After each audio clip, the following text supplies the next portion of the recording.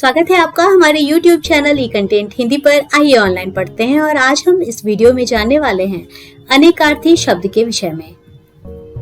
जैसे कि नाम से ही स्पष्ट है, अनेकार्थी का अर्थ होता है एक से अधिक अर्थ देने वाला। इसकी परिभाषा हम इस तरह दे सकते हैं कि जिन शब्दों के एक से अधिक अर्थ होते हैं उन्हें अनेकार्थी शब्द कहते हैं। अनेकार्थी शब्दों का मुख्यतः काव्य में प्रयोग होता है। कई बार शब्दों का चयन बहुत ही निपुणता के साथ काव्य में किया जाता है ताकि वहां पर जो अर्थ ध्वनित होना है उसके लिए उपयुक्त शब्द का प्रयोग हो पाए।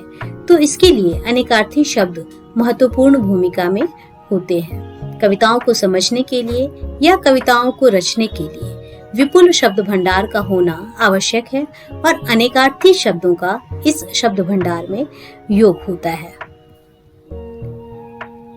अनेकार्थी शब्दों का मुख्यतः काव्य में प्रयोग होता है और जब हम काव्य में इसका प्रयोग देखते हैं तो हम ये भी पाते हैं कि इसके प्रयोग से दो अलंकारों का मुख्यतः सृजन होता है, एक यमक अलंकार और दूसरा श्लेष अलंकार। यमक अलंकार के विषय में आप जानते हैं कि एक ही शब्द का दो बार प्रयोग लेकिन उस शब्द का अर्थ दोनों में अलग अलग हो तो वहां पर यमक अलंकार होता है। श्लेष का अर्थ होता है चिपका हुआ, यानी कि एक ही शब्द अलग अलग संदर्भों में अगर चिपका हुआ हो, यानी कि एक ही शब्द के अलग अलग संदर्भों में अलग अलग अर्थ आ रहे हो तो वहां पर श्लेष अलंकार होता है।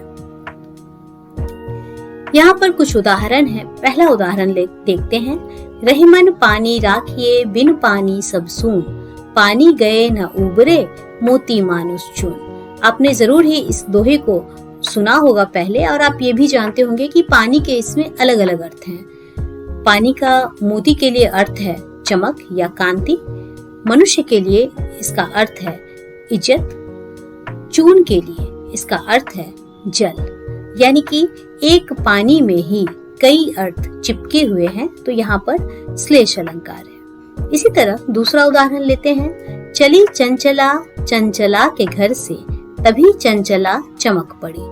चंचला लक्ष्मी को भी कहते हैं, स्त्री को भी कहते हैं और बिजली को भी कहते हैं। तो यहाँ पर चली चंचला यानी कि लक्ष्मी चली चंचला के घर से, स्त्री के घर से, तभी चंचला चमक पड़ी और तभी वहां पर बिजली चमक उठी। इसी तरह कुछ और उदाहरण भी आपने सुने होंगे इससे पहले, जैसे कि कनक कनक तय सौगुनी मादकता अधिकाय। यहाँ पर एक कनक का अर्थ धतूरा है और दूसरे कनक का अर्थ सोना है। इस तरह के कई उदाहरण आपको मिल जाएंगे कई सारे दोहों में। अगर हम कबीरदास के दोहे को देखें तो उन्होंने कहा है कि कर का मन का डारी दें, मन का फेर। तो यहाँ भी मन का और मन का इस दोनों का अर्थ अलग अलग है। जब हम शब्दों के भंडार पर नजर डालते हैं तो हम देखते हैं कि अनेकार्थी शब्द, समानार्थी शब्द और पर्यायवाची शब्द ये तीनों एक जैसे दिखाई पड़ते हैं और इनमें बहुत बारीक सा अंतर है। तो हम यहाँ पर थोड़ा सा जान लेते हैं कि कैसे इनका प्रयोग होता है और प्रयोग के आधार पर इनमें क्या भिन्नताएं होती हैं। पर्यायवाची शब्द यानी कि एक ही शब्द के कई पर्याय होते हैं। अगर हम कृष्ण का ही उदाहरण लेते हैं तो कृष्ण, गिरिधर, मुरलीधर, कई सारे कृष्ण के नाम हैं और इनका जब नामों का इनके प्रयोग किया गया है तो संदर्भ के अनुसार किया गया है। जैसे मीरा कहती है, मेरे तो गिरिधर गोपाल दूसरो न कोई। अब वह रक्षा के अर्थ में गिरिधर कहती हैं क्योंकि अपने उंगली पर गोवर्धन पर्वत को उठाने वाला कृष्ण का जो रूप है वो गिरिधर कहलाता है। तो इस तरह यहाँ पर संदर्भ के अनुसार, अर्थ के अनुसार शब्द का प्रयोग किया गया है। समानार्थी शब्द यानी कि इसमें जो अर्थ होते हैं वो बिल्कुल ही समान होते हैं। अगर हम एक अर्थ को दूसरे अर्थ से बदल भी दें तो कोई अंतर नहीं आता है। जैसे अगर हम कहेंगे कि आसमान पर सफेद बादल छाए थे, या फिर हम कहें कि आसमान में श्वेत बादल छाए थे, तो इसमें सफेद और श्वेत को अगर हम आपस में बदल भी देते हैं तो अर्थ में कोई अंतर नहीं आता है। इसके बाद आता है अनेकार्थी शब्द, यानी कि एक शब्द के अनेक अर्थ। अब हम कहते हैं कि यमुना का जल कृष्ण है। कृष्ण का अर्थ कृष्ण भी होता है, यानी कि कृष्ण भगवान, और कृष्ण का अर्थ काला भी होता है। तो यहाँ पर अगर हम कहते हैं कि यमुना का जल कृष्ण है, तो वहां पर कृष्ण काले के संदर्भ में ही प्रयुक्त हुआ है।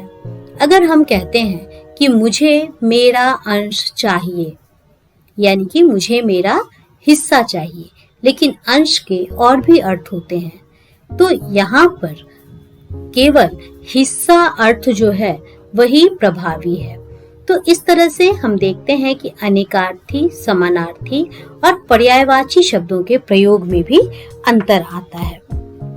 यहाँ पर जैसे अंश की ही अगर हम बात करें तो हमने देखा कि हिस्सा, कोण का अंश, किरण, ये 3 उसके अर्थ होते हैं और निश्चित ही संदर्भ के अनुसार अंश का प्रयोग यहाँ पर किया जाएगा और संदर्भ के अनुसार उसका अर्थ स्पष्ट होगा। हम ये नहीं कह सकते कि अंश का अर्थ हिस्सा होता है।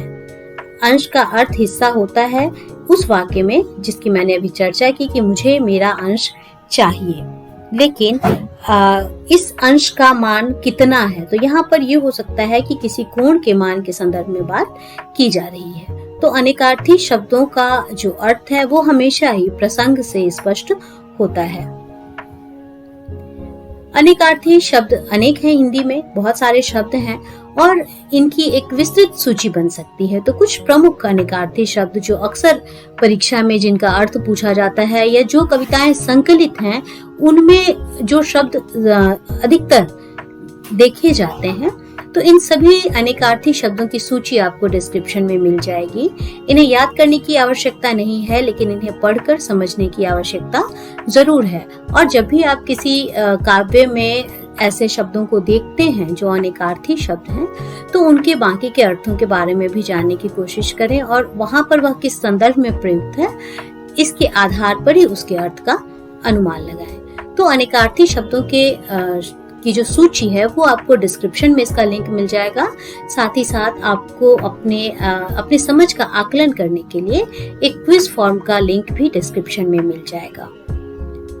उम्मीद है आपको अनेकार्थी शब्दों को समझने में अब कोई कठिनाई नहीं होगी। धन्यवाद।